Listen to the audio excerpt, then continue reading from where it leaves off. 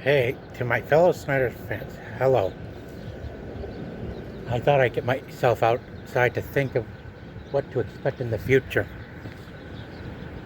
Right now, we still got the Snyderverse campaign going on.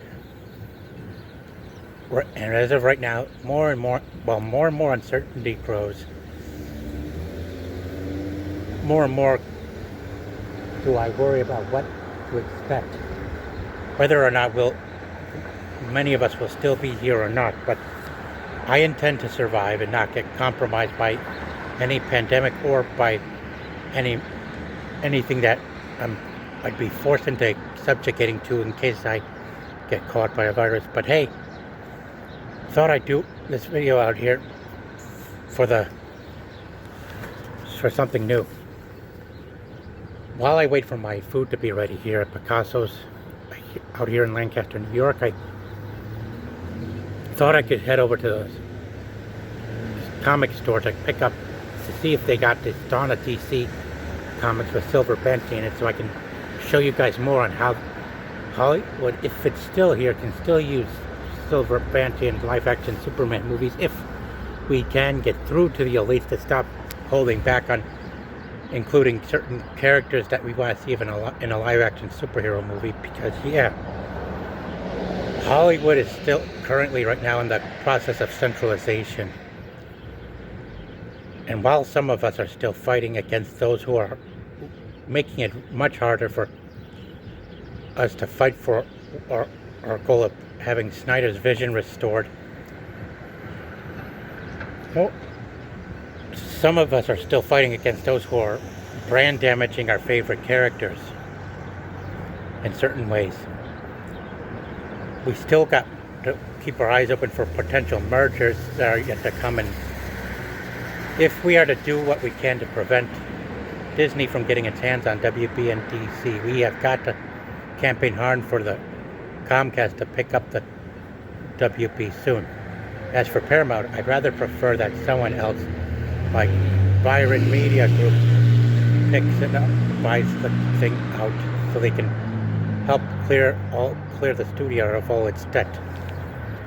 For now, I thought I'd give you guys some interesting updates, because I'm still looking to get more on what to provide to my fellow Snyder fans out there on Facebook, YouTube, etc., even Twitter. And of course, be sure to do what you can. I am looking to provide you guys with more on how we can continue Zach's vision without letting anything get in the way. See ya. Alright, picking up from where I left off earlier here today, I did mention something about what we could expect in the future. I think I mentioned something about mergers, correct me if I'm wrong, but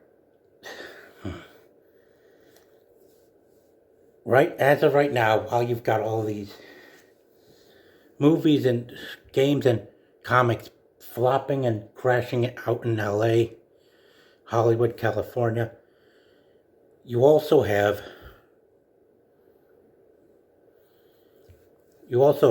noticed that the airline industry is having problems, and it has something to do with this term called DEI, diversity, equity, and inclusion, which should pose as big an issue to us fellow Snyder fans as it does to Disney and the rest of the entertainment industry as a whole, both movie industry in LA and the streaming industry in Silicon Valley. Clearly, it's an aspect component of ESG, equity, science, and governance, or it's environment, social, and governance, something like that. ESG is actually a trust fund or a mutual equity fund with strings attached. And if you all recall how the effects of this kind of money that Disney and other companies have been getting from BlackRock, Vanguard, and State Street over the years since it was introduced in 2004, it's been making them do things that they shouldn't do behind other people's backs. For instance, you have Iger having the audacity to reject George Lucas's Mary Jane Skywalker picture for a sequel trilogy to his movies. And instead of that, we ended up getting something that was unexpected, unwanted, and a complete letdown. And people say it was all injected with so much Mary Sue propaganda out of Daisy Ridley's character Ray. And because of all the embarrassment, melodrama, and stuff, and all the lack of, and the terrible execution of those films, and how they constantly turned down the chance to make them just as epic and awesome and entertaining as George Lucas's first 6 films, that were released from 1997 to 2005. Yeah. Also, speaking with money with strings attached, it's become an issue with studios and shareholders since the 80s, back when Warner Brothers started all of this madness in Hollywood by ripping us off with garbage instead of giving us Brainiac for Superman 3, and then doubled down by giving us more Lex Luthor and a made-up piece of trash kind of villain rather than giving us Metallo or Brainiac. They still do. Money with strings attached is precisely what has caused Hollywood to single-handedly stab us in the back for decades. And if you all saw how some of this could be the real explanation to why Marvel would bastardize our favorite characters like Iron Man and Mandarin in Iron Man 3 by not sticking with the source material and instead giving us trash, all out of laziness, arrogance, greed, and twisted pride. And such complete negligence. It really left me hollowed out for months. I felt angry and disheartened that a certain studio would literally outrageously subvert our expectations by not doing characters properly as shown in the source material. Sure, Mandarin does have stereotype type problems revolving around the Yellow Pearl, but Marvel in other areas of entertainment has managed to bypass that stereotype in cartoons like Iron Man 1994 animated series and lots more. And they've managed to overcome that stereotype when they brought the real Mandarin into Shang-Chi, even though they did not do the rings exactly as shown from the comics. But also, what's disappointing is that they never bothered to have Tony Leung's Mandarin go head-to-head with Robert Downey Jr.'s Iron Man before Iron Man killed himself off with that Infinity Gauntlet of stones in Endgame. And it's part of the reason why, after in Secret Wars, I would prefer a hard reboot. And as for these, and over the course of time after Endgame, sometime in 2015, because of ESG making people act out of partisan ideology, you then ended up having these films that came out of Marvel, which most of them ended up flop out of woke ideological push inclusions. And the fact they got in there is because of Bob Iger having Kevin Feige take control of Marvel Studios in 2015. Yeah, DEI, and then since John Lasseter's ousting, DEI has become a huge issue, and ESG's been making these studio executives double down on agitating us with the same stuff over and over again. And of course, the reason why they keep pissing us off and ruining our favorite things over ESG is because it's separate from actual money that we get out of the machines and what we use to buy things out in stores. ESG is the cause of Iger's double down on corruption in the Walt Disney Company. Yeah.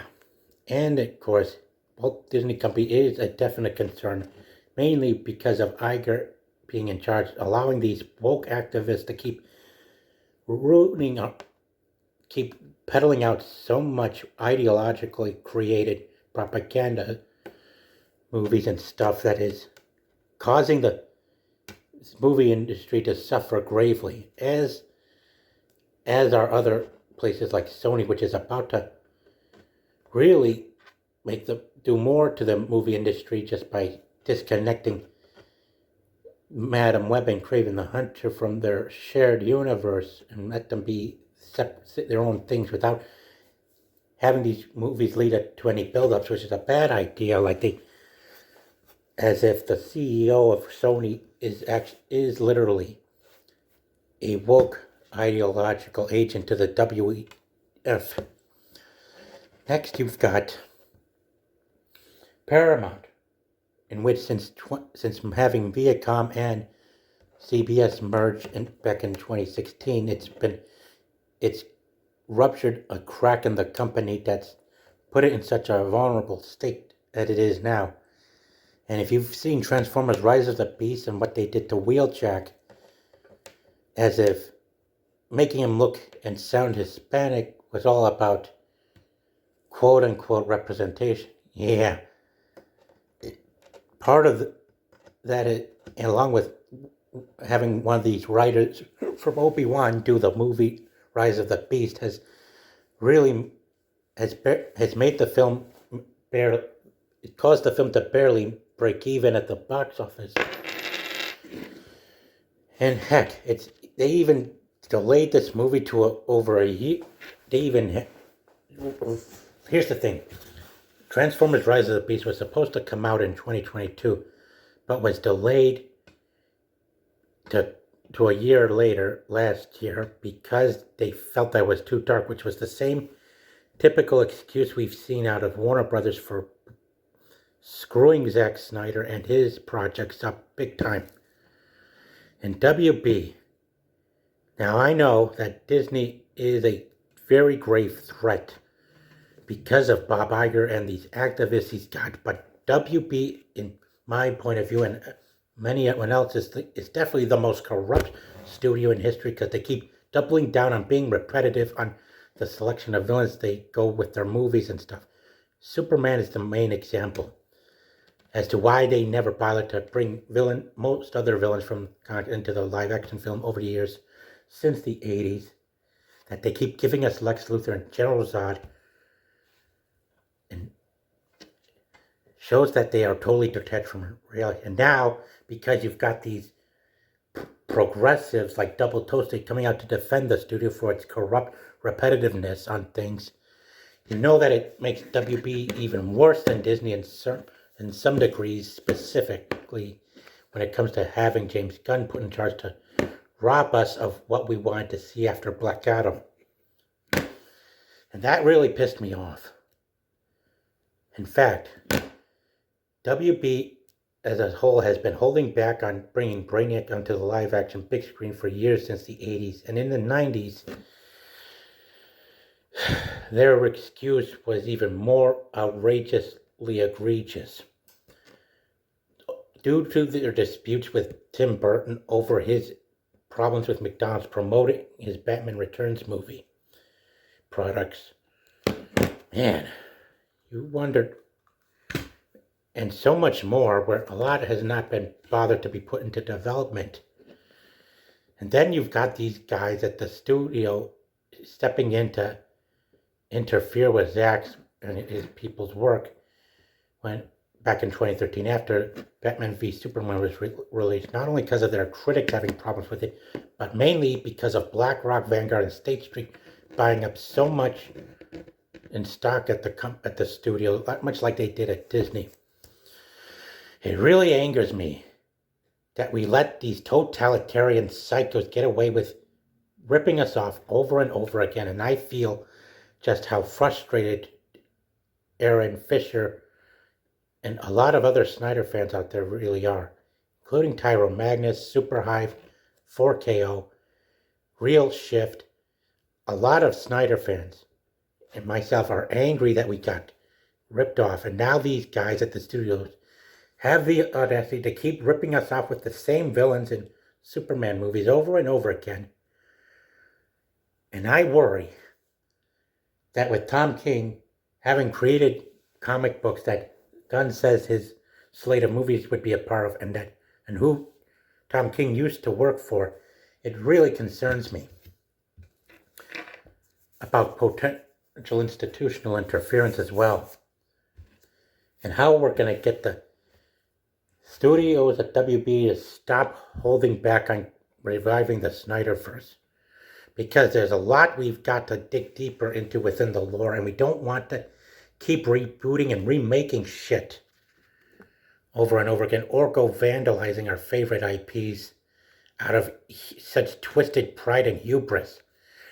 It really ain't. It's really furious, and I've been having so much conflicting thoughts on whether or not we'll succeed or not, depending on what's about to go down in the next couple of years regarding AI and another deadly pandemic on the way. God. Well, I can't give up on Zach. Not after all that he's been through since he's been working at WB. He deserves a lot better, more than this. And we're not going to let Tom King's friends from Virginia, or even the top Wall Street and these big three investors and these corrupt executives at the studio, along with Zaslav, get away with leaving us completely ripped off. And as for Superman Red Son, as much as I'd love to see a live-action Superman movie like that being done just for the sake of bringing Brainiac onto the big screen, I'd rather stick to focusing on campaigning to bring back Man of Steel 2, which is Pam Abdi and Mike DeLuca's pitch of having live-action Superman and Supergirl teaming up against Brainiac. That is what the studio has been withholding from us over the past 40 years since Superman 3 screenplay development. That's exactly where it all started with Hollywood as a whole, and it's exactly the reason why I like to help everyone online who is against Warner Brothers restore the Snyderverse, but also I want to make sure that Zach's first priority is getting a live-action movie of Superman going head-to-head with Brainiac underway. Make sure that movie has Supergirl and Silver Banshee in it too, including Metallo, who are also long overdue for live-action movie appearances, big time. As for the Cavill, whether or not he lives or not, we will need to make sure that DEI and ESG don't become a problem. We need to get rid of ESG and DEI, or at least put some limits on those two financial problematic situation thingies, because they will pose a huge threat, along with AI not being properly decentralized and properly regulated and left open for people to submit whatever they want. However, if there's anything that people at Hollywood would not want to include in movies, that would be pushing awareness on human trafficking and calling out the U.S. government for corruption, revolving that around the deep state. We do want Brainiac, but we want to make sure he's portrayed by a male actor who's more than 5.5 foot tall, who's 5'8" or 6.2 feet tall. And I would like for Wes Bentley to step in as Superman in case Cavill is not available to reprise his role. And I want Sasha Kai back as Supergirl so that we can get back to where we left off.